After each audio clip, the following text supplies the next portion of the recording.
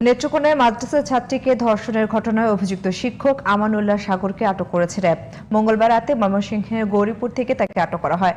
বুধবার দুপুরে সংবাদ সম্মেলনের পর আসামিকে নেত্রকোনা জেলা পুলিশের কাছে হস্তান্তর করা হয়।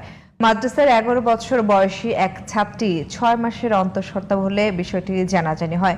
গত 23 এপ্রিল মদন থানায় নারী ও শিশু নির্যাতন দমন আইনে মাদ্রাসার শিক্ষক আমানুল্লাহ সাগর ও তার ভাইকে আসামি করে মামলা করেছেন শিশুটির মা।